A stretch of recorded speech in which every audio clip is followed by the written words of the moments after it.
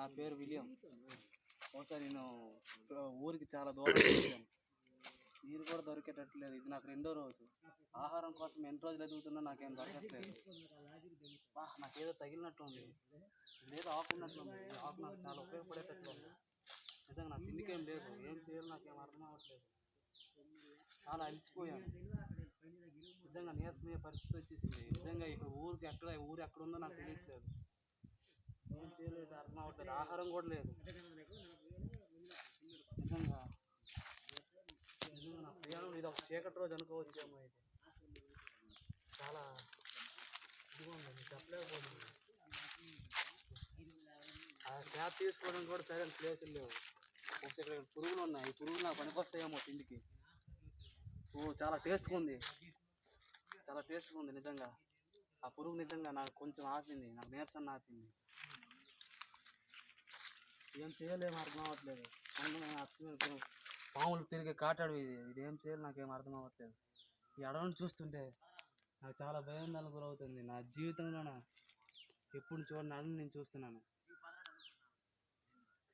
ఏం చేయాలి మనం మెట్ట మధ్యాహ్నం ఈ సమయంలో నేను ఏం చేయాలో నాకేం అర్థం అవ్వట్లేదు. నా భోజనం లేదు, ఆహారం కూడా లేదు. ఏం చేయాలో నాకు అర్థం అవ్వట్లేదు.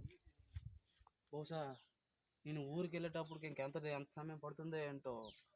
నేను వెళ్తానో లేదో నాకు తెలియదు. బహుశా ఈ పసర ఆకు చాలా నాకు ఆహారాన్ని ఇస్తుందేమో. ఈ ఆకుని తాగితే కొంచెం శక్తినైనా ఇస్తుందేమో, చెప్పలేను. కొంచెం ఆపింది నన్ను.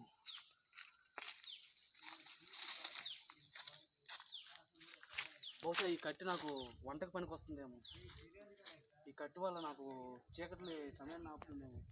బహుశా చీకటి పడిపోతుంది, నాకు విశ్రాంతి కలగడానికి ఎక్కడుందో ఏమో అర్థం అవ్వట్లేదు.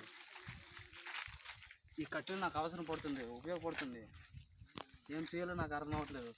శ్వాస తీర్చడానికి ఇదొక మంచి సమయమేమో. ఈ ఆకులు కింద పడక గదిలో కూర్చోడానికి, ఇది పడుకోవడానికి కింద వేసుకోవడానికి మంచిది. ఓ మై గాడ్, నాకు ఆహారం నైట్ లేదు. ఇప్పుడు వెళ్ళి ఎక్కడో ఎత్తకపోతే నిజంగా నేను పూర్తిగా నీరసం అయిపోతాను. ఏం చేయాలో నాకేం అర్థం అవ్వట్లేదు. బహుశా శ్వాస తీర్చుకోవడానికి ఇది మంచి అవకాశంగా ఉంచుకోవచ్చు. ఇది బహుశా అక్కడ ఎవరు ఉన్నట్లు ఉన్నారు. Hi, hello hello, hi hello. బహుశా రాపిడి చేస్తూ వస్తుందేమో.